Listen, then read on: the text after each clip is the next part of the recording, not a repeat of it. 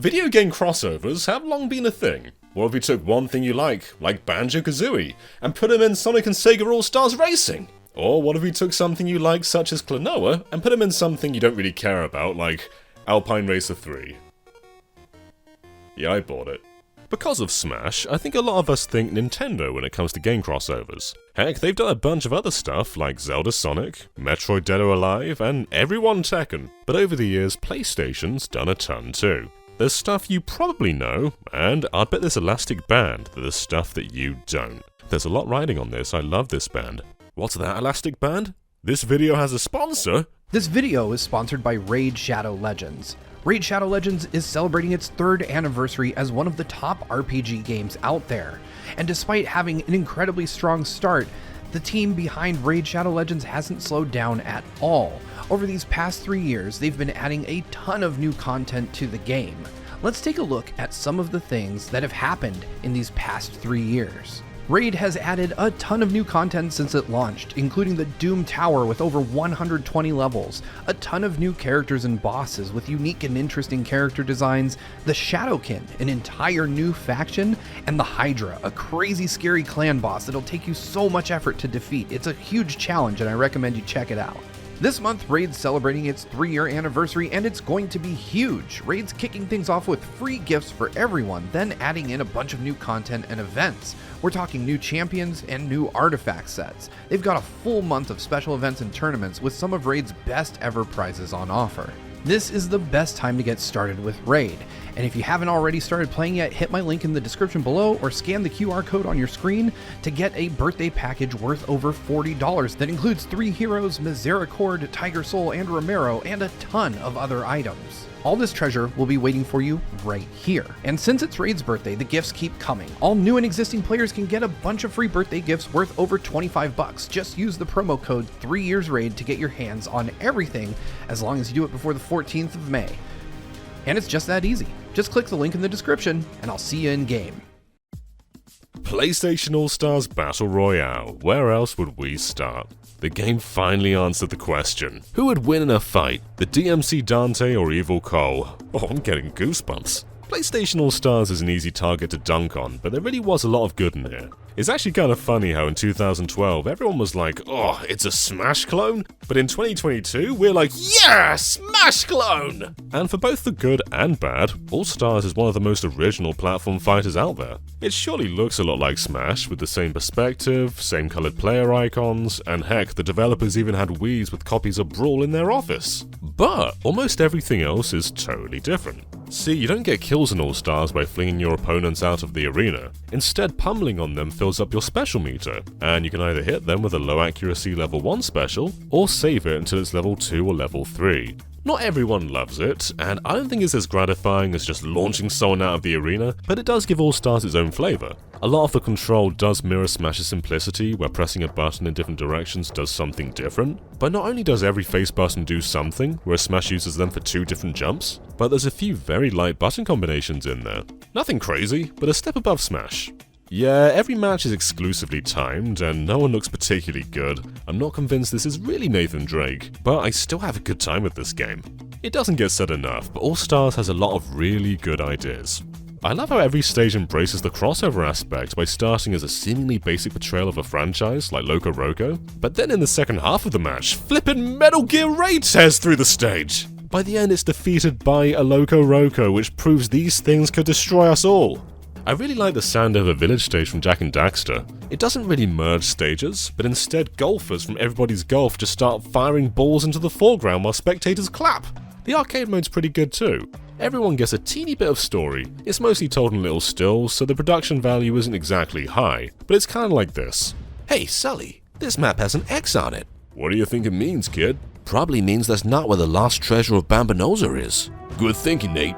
Now go fight Cole from Infamous. I mean, that's pretty much what they say. Then towards the end, everyone gets a fully animated showdown with a rival in a blue void. I've always wanted to see Sackboy skipping with Little Sister. Now, the roster of All-Stars was always missing something. Like, yeah, there's obvious ones like Kratos and Ratchet and Sly and Jack, But outside of a few like Parappa and Sir Daniel, there were a lot of gaps in the legacy of PlayStation, and some other inclusions felt oddly secondary, like DMC Dante and Raiden instead of Snake. Though actually I'm more okay with this now than I was back then. This game came out before Metal Gear Rising, and frankly, Rising rules, it's justified. However, this is one of those cases where the DLC pretty much fixed everything. John, what are you talking about? The DLC was Zeus, Isaac, and Emmett Graves. No one knows who Emmett Graves is. He's from Starhawk. People only know Warhawk. I mean, yeah, but freaking Cat! At least I think that's Cat. What did they do to you? Despite the weird model, they did Cat really well. She's a ton of fun, and her cutscenes even mirror the Gravity Rush comic art style. This rocks! Also, some of her moves are really similar to Bayonetta's moves in Smash. More of a coincidence as they're pulling from their own franchises, but this is pretty close. But one thing that stings my heart was there was meant to be a Gravity Rush stage that merged with Journey. That's all kinds of sex! But probably due to the game's reception, it was cancelled and never released. There was meant to be a ton of DLC. Dartfield from Legend of Dragoon was meant to be a character. He was in the planning stages, but it never happened. And there's evidence for Shadow the Hedgehog, but again, it didn't happen. I think a lot of people just heard bad things about PlayStation All-Stars, but try it yourself. Even if the core fighting isn't excellent, I still think there's a lot of clear love in here, and a bad game with Cat? Doesn't exist. Though, unfortunately, as of 2018, Sony pulled the plug on the servers, so All-Stars is now entirely an offline game. Rest in peace, Evil Cole. I really do hope they try again someday. There's a great concept in here, it just needs a bit more work. So it's a good thing a sequel wasn't far behind, with PlayStation All-Stars Island! Wait, huh? Yeah! A year after the launch of All-Stars, Sony partnered with Zoink to make a mobile PlayStation All-Stars game. And this one is an endless runner. Yes, that's Sackboy, Nathan Drake, Cole, and Cat on a Coke Zero plane.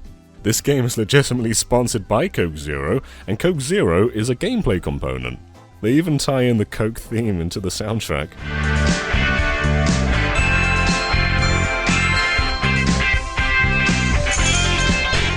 There's a little bit of crossover in here, but it's mostly 4 completely divided endless runners. First, there's Uncharted Drake's Pursuit, which is basically Temple Run. You tilt your phone to move, and you swipe up and down to jump and duck. Only, unlike Temple Run, you can pick up Coke Zero drops to fill the bottle and taste the possibilities. Can't do that in Temple Run. In all of these games, when you get a full bottle, you get a little crossover minigame. It could be Nathan Drake hovering with Clank to collect coins. It could be Sackboy giving Cole stickers to play whack-a-mole with. It could be this adorable Gravity Rush LittleBigPlanet crossover. Or it could be Sackboy and Nathan Drake parachuting together until Nathan Drake decides he's had enough and drops him. I actually like these, some are cool. Others are a bit lame, like Cole and Sackboy just switching lanes on a giant slot car track. What is this? But others, like Nate and Kat switching gravity to land on different planes. Like, this is rad as flip! Anyway, there's literally nothing more to Drake's Pursuit. This is Temple Run. Let's move on to what really matters. Gravity Rush. This one's a teeny bit more original, and I mean not by much, but like a little bit. You basically shift gravity and change the wall that you're running on. There's a few little free-flying sections where you tilt your phone to collect these crystals, and it gets a little more interesting when walls aren't surrounding Cat, and there's a chance you can swipe in a direction with no wall and fly off into a void and die. It's not exactly amazing, but the fact that there's a mobile Gravity Rush endless runner is a little bonkers. Also, the Nevi have Coke Zero drops in them. Is this in the Gravity Rush wiki? Because it should be. And the other two are a little bit different. Infamous Survival doesn't really have you moving at all, and instead you just kind of shoot everything around you. You can pick up certain objects and fling them, and if you see a Coke Zero billboard, you can zap it with power to encourage the world to pick up a tasty bottle of Coke Zero. This one repeats itself and loops really quickly. There's no real randomness to these games, and so you just kind of go around and around forever. But then lastly, there's LittleBigPlanet Epic Race, and this one is totally different. It's kind of like Outrun, where you've got a ticking clock, and every time you clear a checkpoint you gain a little more time. You can tilt your phone to steer Sackboy around and touch the screen to drift. It's pretty good. And instead of just the regular orbs from LittleBigPlanet, there's also the delicious thirst-quenching Coke Zero drops. Which will you collect? It's up to you. This game exists. It's more just kinda cool that these franchises got endless runners, especially Gravity Rush, quite a niche one. And Cat's model, I think I prefer this to the actual PlayStation All-Stars.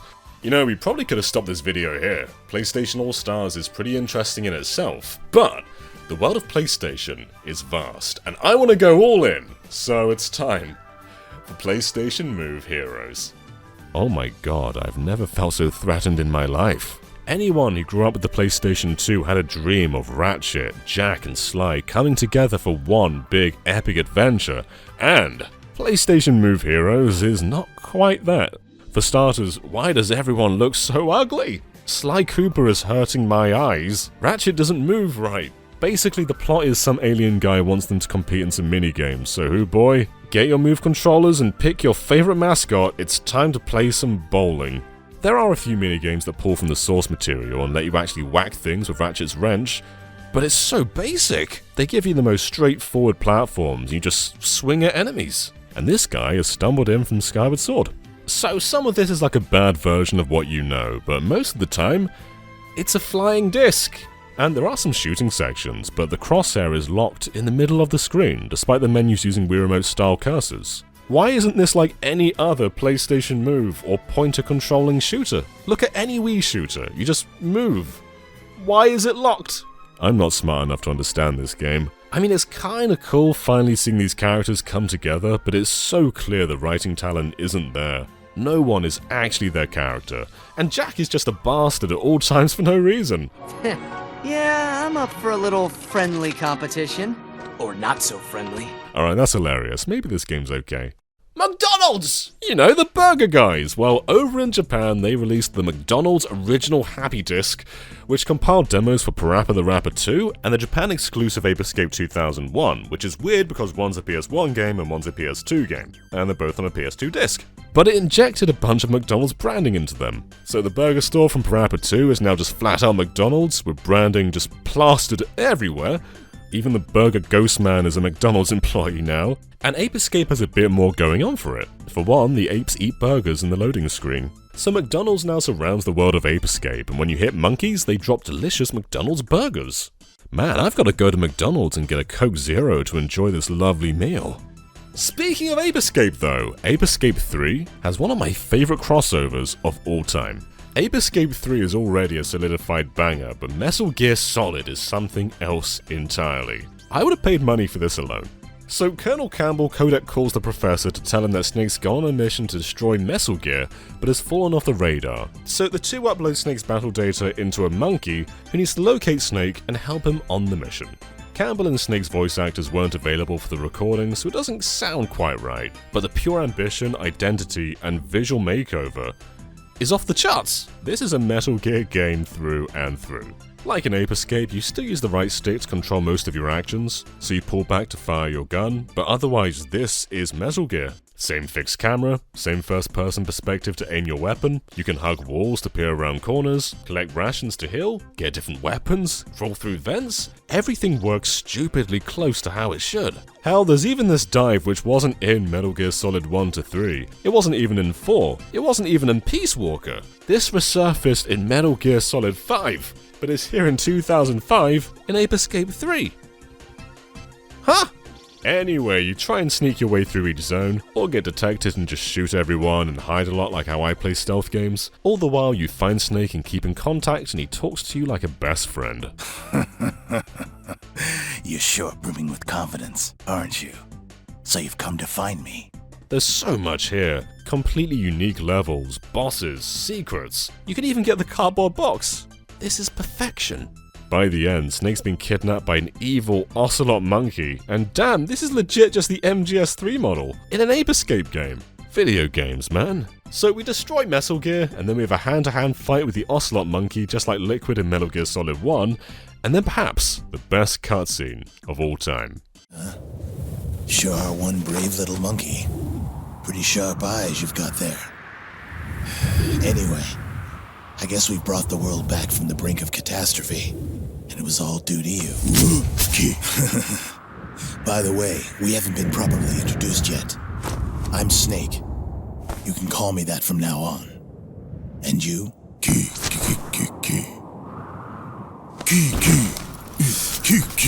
Interesting. A pair of snakes. Nice to meet you, Snake. I think we're going to get along just fine. Okay, I'm off to Colonel Campbell's place to report on the mission. What are you going to do now?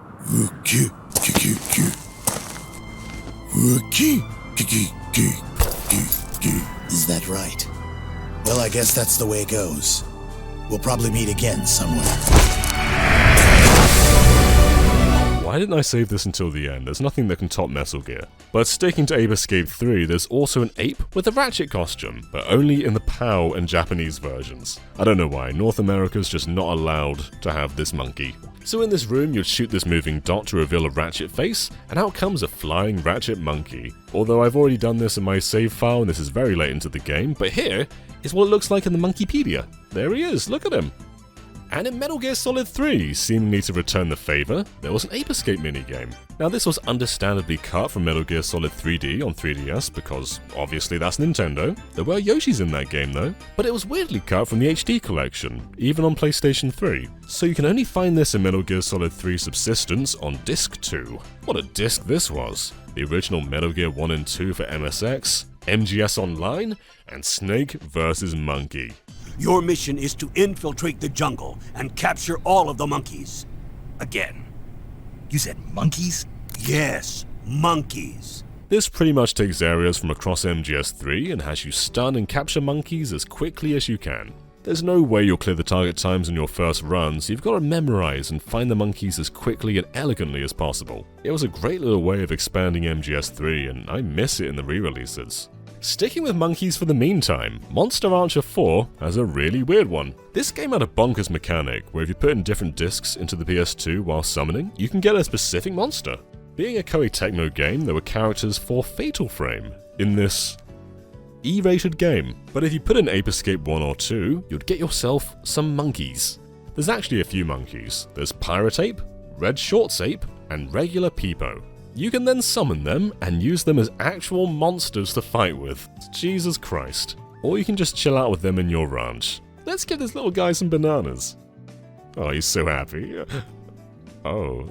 There's also a Peepo hat as free DLC for Tokyo Jungle. Don't forget the Loco Roco and Toro plushes. Tokyo Jungle was already one of the best games on PS3, but this puts it over the edge. I tricked you into watching an Everybody's Golf video. I love this series, but with Japan Studio being no more, the developer making their first independent game from Sony, and the servers for the PS4 game being shut down very, very soon, I'm not exactly confident it exists anymore. But the past gave us so much good stuff, and some amazing crossovers. But first up, just so you don't get confused, in the States this was called Hot Shots Golf. In Europe, it's Everybody's Golf, and in Japan it's Everybody's Golf. However, in Japan they numbered all of theirs, so 1, 2, 3, 4, 5. The States did this too, but sometimes there's subtitles, although the last game is called Everybody's Golf Everywhere. You with me? And in Europe, most of ours are just called Everybody's Golf. I'll specify as much as I can which game is actually which, because I know you guys, you live everywhere. It can be confusing. So the first game was made by Camelot. Yeah, these guys. It didn't have any crossovers, but neat little bit of trivia. With Everybody's Golf 2 though, or Hot Shots Golf 2, in came Clap Hands. These guys have been with the series ever since. And the moment stinking Camelot left the door, they said, "Get the lizard on the line." Yeah, that's Gex, all golfed up. But I do need to report a crime. He doesn't speak, but look how snazzy that flippin' lizard is. Sir Daniel and Sweet Tooth are also playable for what it's worth, and they're cool, but Gex! Europe didn't get Hot Shots Golf 3, but that's okay because there were no crossovers anyway, it's irrelevant. But Hot Shots Golf 4, or Everybody's Golf as we call it, is pretty spectacular. Believe it or not, but this game took more time out of me than anything else in this video. Okay, so the European version is the most content-filled of any version. There's more characters and an exclusive crossover caddy. The problem is, it takes a long time to complete, and the other problem is, cheat codes online are only documented in the North American version. Believe me, I looked everywhere. Even this site which specifically talks about the PAL version lists American codes. I reached out to others for help, one follower even contacted Clap Hands, we went through archived PS2 magazines, but nothing. The European codes are simply lost. So alright, we gotta get serious. I bought an Exploder cheat machine. There's hundreds of games on this. Everybody's Golf is not one of them, and you can't add your own. So I bought an Action Replay Max. Everybody's Golf is also not on this, but you can add your own codes. So I put in these stupidly long codes, and finally, I can unlock all the characters without having to play golf for 50 hours. But there's still a problem, and we'll come to that soon. So first up is Ratchet. Look at this fella. They made everyone extremely expressive, and somehow Ratchet in Everybody's Golf for PS2 feels more like Ratchet than Ratchet in PlayStation Move Heroes, a game made specifically for him. We've also got Jack, who likewise feels and moves just like Jack should. They killed it with these guys. This is incredible and absolutely worth doing this for. But okay, now for the problem. A code for unlocking all the caddies has not been documented, even for Action Replay. We've got all the courses, all the characters, all the balls, but no caddies. And just looking at the caddy screen, you can recognize a few. There's Clank, Daxter, and a Peepo Monkey. However, if you're familiar with Hot Shots Golf 4, you're probably saying, Peepo Monkey? Because he's exclusive to Everybody's Golf, the European version, where no code exists to unlock him. So I give up. I've shown you a silhouette myself. Here is one of the very few videos online of him, and I mean it, there's so few. Thank you, Guilty Bad Guy Gaming. Speaking of problems, Everybody's Golf World Tour, or Hot Shots Golf Out of Bounds, they couldn't even have the same subtitle. Now, the game isn't a problem, it's great, but Sony sold Kratos, Sackboy, and Toro as DLC. And the problem is, all that DLC was delisted and replaced by a digital version of the game that has everything included. So this physical version is worthless, I bought the game twice. However, Kratos golfs using a chain club, so I'm actually not mad. And this is hilarious. Zeus, show yourself! Sackboy, on the other hand, is adorable. Look at the caddy cuddling him. I want to cuddle him. And the little scrunchy face when he misses. Like, this is so good. Being not Japanese, I don't have a giant attachment to Toro. They're alright. But that attitude is no good, John, because Toro got his own Everybody's Golf game with Everybody's Golf Putter with Toro. This came out before the Toro DLC and was kind of more of a demo for the PS3 game. Probably why Toro is DLC, because everything was kind of already done for the character. All the animations, the model, it's all there. But then in came the PlayStation Vita with Everybody's Golf and Hot Shots Golf World Invitational, and again, more problems! But let's start with something that could never be a problem. Cat. She was sold as DLC in both the regular costume and the maid costume, perfect for golf. And round of applause, look at her go! PGA Tour wishes that they were as good as Cat. The problem though is Everybody's Golf Vita had two other characters, and they were also DLC. But only in the Japanese version, Everybody's Golf 6. And what's interesting about the Japanese version is there's also a PS3 version which never came over here to the West. So if I'm going to buy this game twice, I may as well buy it on two different platforms. Here you go. What am I doing with my life? But again, more problems. First, finding a game on a foreign store where you don't speak the language is pretty hard. But problem 2, one of the characters was delisted, and no one in Western media seems to have reported on this. GameSpot did an article on Doctor Strange and the Multiverse of Madness MCU Easter eggs and references you may have missed, but not that Pac-Man was delisted in Everybody's Golf on the Vita and PS3 in Japan? What is this site? And not just any Pac-Man. Ghostly Adventures Pac-Man. This trailer exists, but you seemingly just can't buy him anymore. And I looked hard. He doesn't exist. But I was able to buy Kazuma Kiryu from Yakuza though. Look at him go.